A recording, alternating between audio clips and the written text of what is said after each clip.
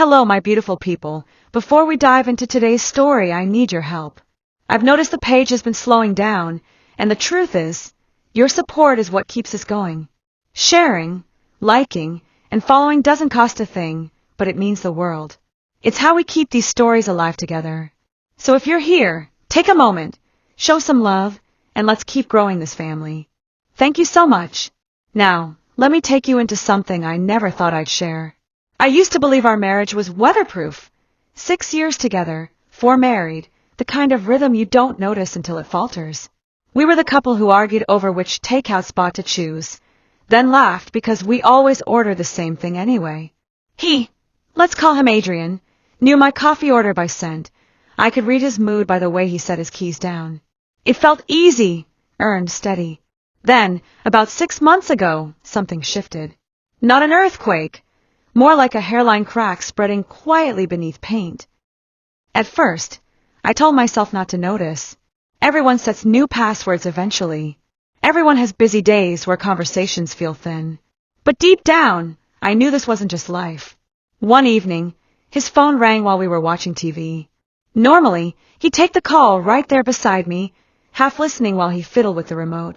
This time, he snatched it up, murmured, "Give me a sec," and vanished into the bedroom. The closed door felt like a wall pressing against my chest. Later, I joked, too lightly, "What is this? Some secret spy ring?" He smiled, almost amused, but his eyes slid away. Work's been buzzing me a lot. But it didn't stop. Soon his phone was face down every time he set it on the table, as though even a screen lighting up might betray him. One afternoon, I reached across to hand him a drink, and he moved it, too quickly, too sharp. That tiny flick of his hand haunted me more than raised voices ever could. I kept thinking, since when did his phone stop belonging to us and become only his? I tried to trust him. I told myself men go quiet when they're stressed. But the quiet deepened, and the air around us thinned. One Wednesday, he said he was grabbing coffee with a buddy after work. Normal. I was in the neighborhood and thought a surprise hello would be sweet, our kind of small tenderness. When I pulled up, he wasn't inside. He paced outside the cafe, phone pressed tight to his ear, his face set in a way I didn't know anymore. I cracked the window. I didn't mean to listen, but his voice slid in, clipped and careful. "It's almost ready, starting fresh soon." Starting fresh. The words threaded through me like ice. That night, I asked how the coffee went. He told me a story about his friend's breakup. Names, details, a whole scene. He never looked at me. Later, at the sink, he said, too casually, "We should put everything in one place. Passwords, accounts, documents. In case of an emergency." "Emergency like what?" I asked. "You know, life." It sounded rehearsed, like a monologue he'd practiced in a mirror. I smiled. I said okay. Inside, a small door shut, and the room went cold. "Let us know where you're watching, as we unravel the story." I didn't accuse him. I didn't cry. I opened a browser. Our joint account told a softer story than his words. Small withdrawals. Careful and regular, amounts designed to be forgettable. Not for bills, not for groceries. Nothing that made sense. My heart did a slow, heavy turn. It could have been harmless. It could have been anything. But combined with the locked screens, the outside calls, the cafe pacing, it formed a shape I couldn't ignore. I shut the laptop and stared at our wedding photo on the shelf. We looked sun-drunk and certain, our foreheads touching like a vow within a vow. I felt foolish for wanting to climb back into that picture. I phoned an old friend, Celine, a lawyer with a voice like smooth granite. "I might be wrong," I said. "But if I'm not, I don't want to drown while I'm waiting to be polite." "You're not wrong to protect yourself," she said. Quietly, carefully. "You're not declaring war, you're building a boat." She walked me through it. What to gather, what to secure, how to move without leaving muddy footprints. Not to hurt him. To guard me. It felt like treason. It felt like oxygen. I waited until he was on a late run, gym bag, cologne, a kiss that didn't land. I sat at the dining table with the lamp low, the room smelling faintly of lemons and dust.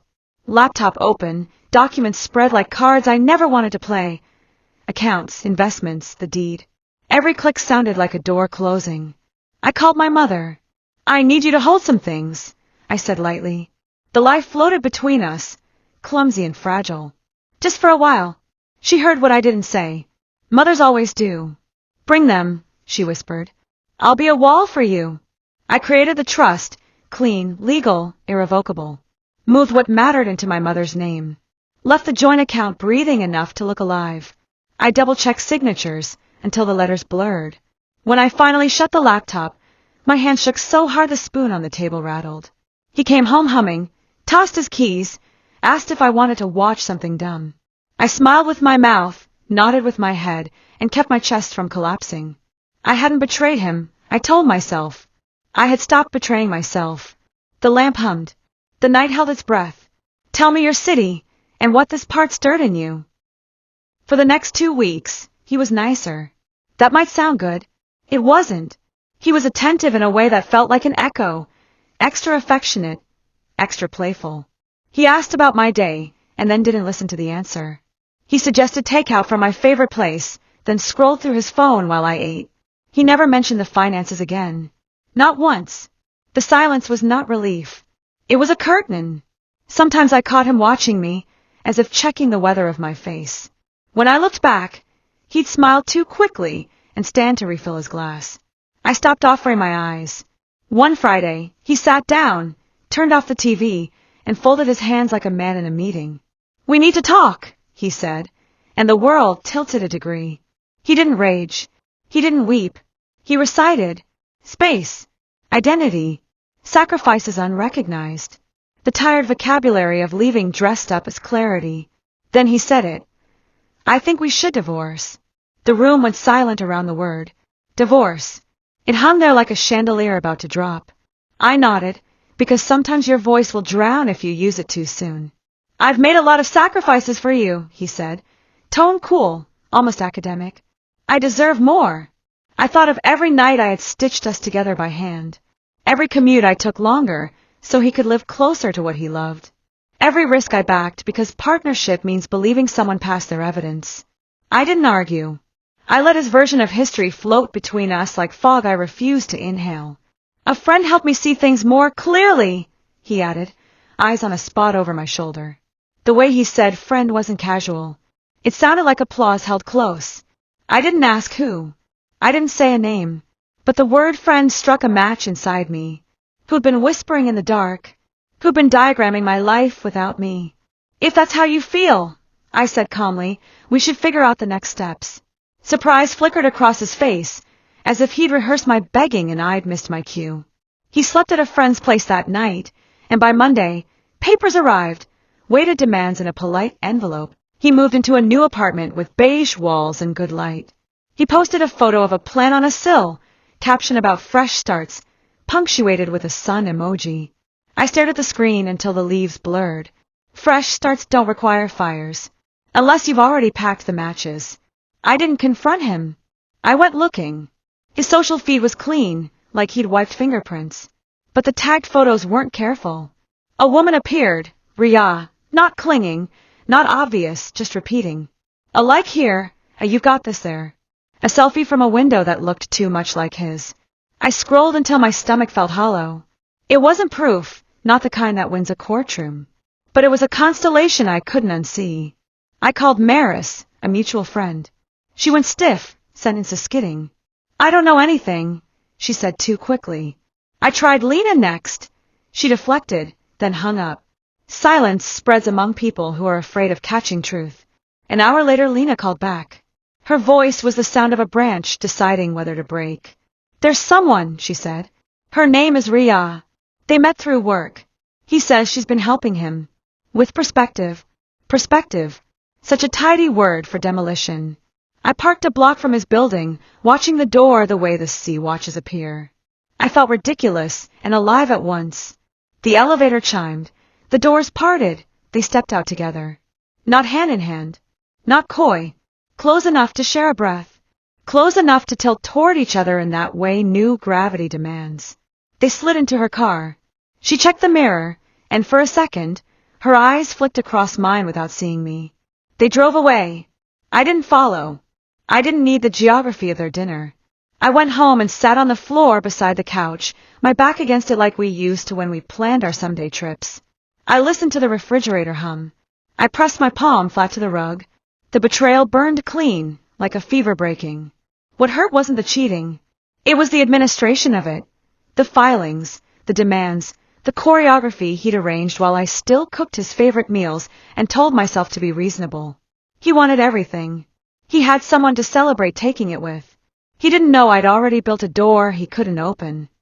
The first mediation room was colder than rooms should be. His lawyer arrived with a binder fat enough to topple a chair. The demands were read like dessert options. Half the house, our savings, my car, and a ribbon of spousal support tied around it all. It was obscene how clean greed can sound when printed on heavy paper. I kept my eyes soft, my breathing steady. My attorney slid a packet across the table with a gentleness that felt like mercy. "Before we proceed," she said, "these are relevant." His lawyer scanned, then slowed, then stopped, frowned, flipped back to check dates, signatures, seals. "What is this?" he asked, voice gone flat. "An irrevocable trust," my attorney replied. "Executed weeks before filing. Assets transferred. Fully notarized." Silence has a weight. It pressed on the table.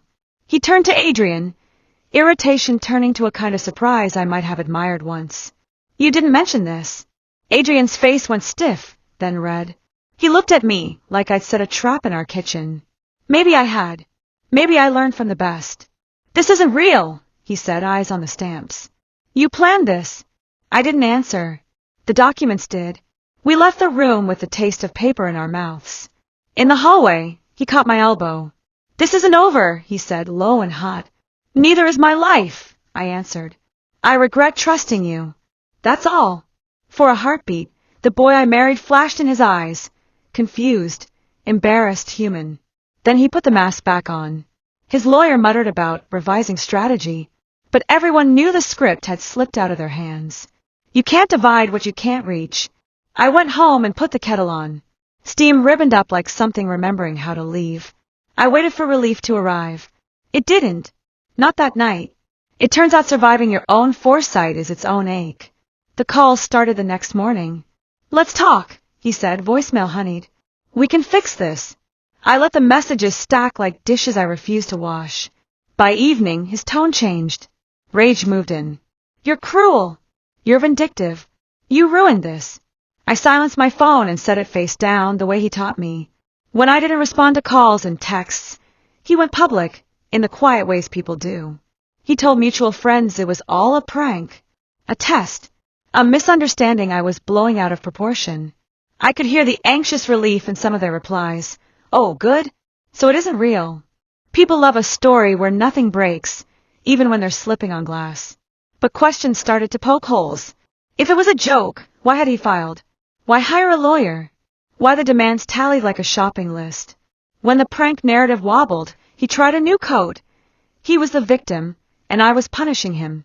I'd acted drastic, unreasonable, ice cold. I made tea, watered the plants, went for long walks with my phone off. I refused to be an exhibit in his museum. Then Evan, a mutual acquaintance I barely knew, messaged, "There's something you need to see." We met in a cafe that smelled like cinnamon and ink. He slid his phone across the table, threads of messages between Adrian and Ria, screenshots gathered by someone who'd grown uncomfortable watching a fire sold as enlightenment. I braced myself and started to read. It wasn't the flirtation that broke me. It was the strategy. Her, once the settlement's done, we'll have everything we need.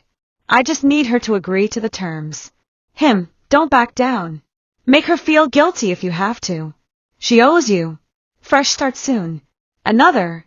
Her, he won't see it coming. Him, he never does. You deserve this. I stared until the letters stopped pretending to be language. This wasn't grief spiraling into bad decisions. It was choreography. A future had been planned with my money, in my absence, under my roof. Evan shifted. "I'm sorry," he said. "I didn't want to get involved. But I couldn't sleep." "Thank you," I said, meaning it so hard my throat hurt. He left me there with the cup cooling between my palms, the cafe noise turning into a faraway river. I forwarded the text to my attorney. She responded with one line, breathe. You're winning by not playing their game. Winning didn't feel like joy. It felt like standing still while the people you loved sprinted past you and disappeared. Screenshots moved faster than apologies. Within days, the messages circulated our small orbit. The silence that had protected him turned. Friends who'd stayed neutral stepped back from him, and then away. People who'd lectured me about communication went quiet, as if the words they'd offered suddenly tasted like dust. Even his sister texted me, cautious and kind, I don't know what he's doing. I'm sorry for what I said before. I believed him. I told her I understood. Belief is a warm coat. It's hard to take off in winter. Adrian's calls kept coming, but the shape of them changed. Less fury, more pleading. Can we just talk? We can settle this. You don't have to forgive me. The tone of someone trying doorknobs in a house where every lock has finally learned its job. My attorney filed what needed filing. His lawyer withdrew clauses that once strutted. The binder thinned until it was just paper again. I slept for 6 hours straight for the first time in months. Woke up to birds. Forgot, for one breath, and then remembered. Grief is loyal. So is relief. They held hands, and I let them.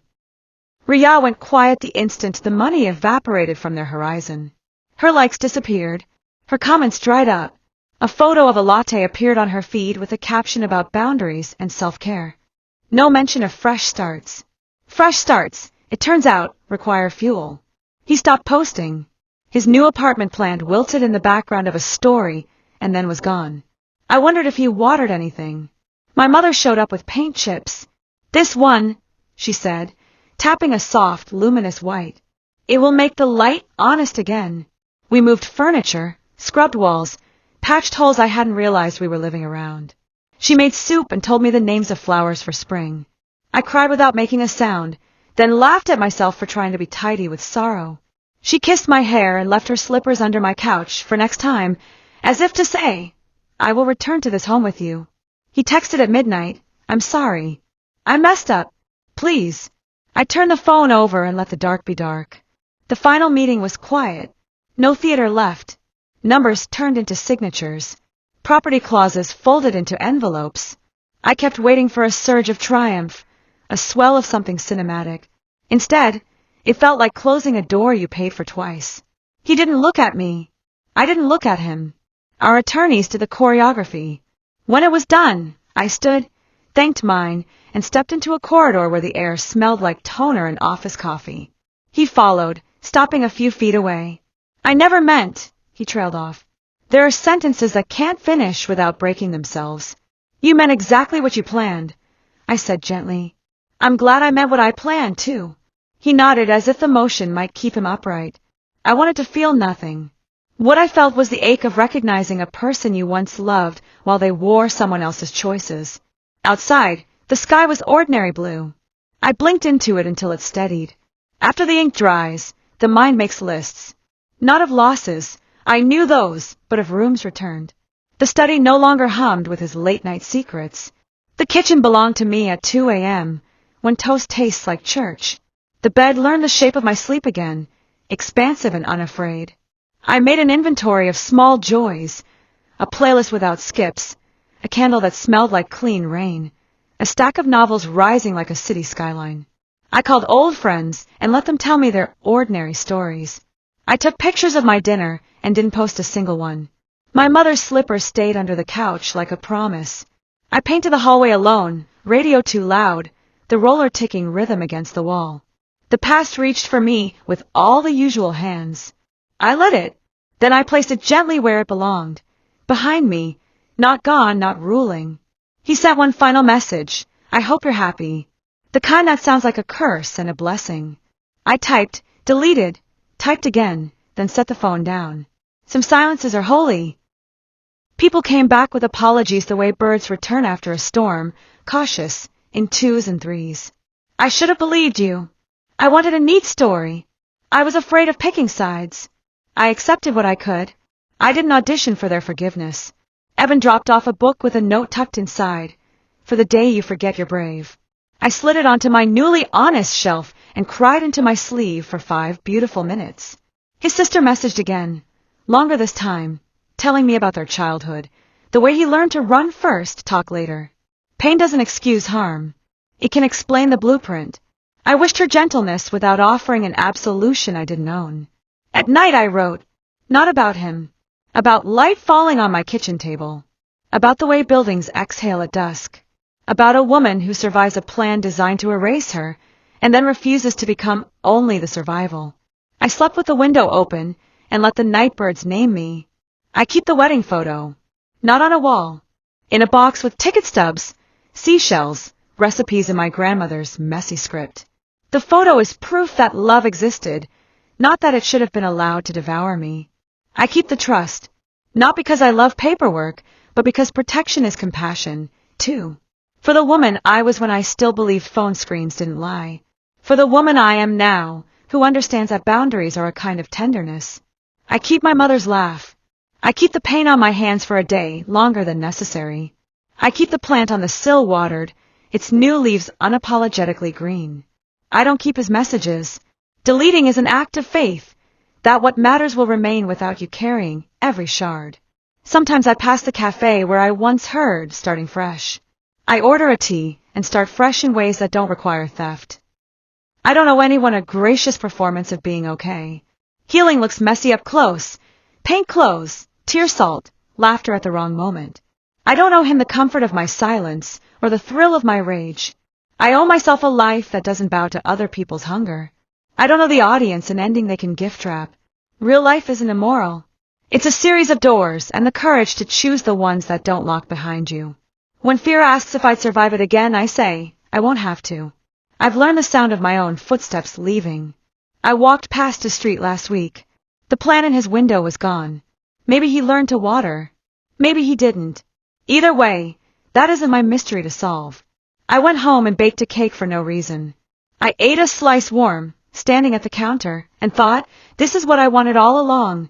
My hunger, answered by my own hands. The divorce finalized. The house is mine. My savings are mine. My time is mine. But peace isn't a cloud, it has edges. Some mornings I nick myself on them and bleed a little memory. Other mornings I wake up clean, and the day unfolds like a tablecloth snapped open in sunlight. I learned that love is not the opposite of caution. I learned that women like us, 40 and fierce, are allowed to protect ourselves without apology. I learned that starting fresh doesn't require anyone else's ruin. He is a chapter one don't reread. Ria is a footnote that disappears when I turn the page. My mother is a whole library, and I'm learning to visit often. If you've been here the whole way, thank you. If you just arrived, welcome. This story is mine now, written in the quiet after the noise. I'll keep it safe, and I'll keep a seat at the table for the next brave woman who needs to rest before she writes her own.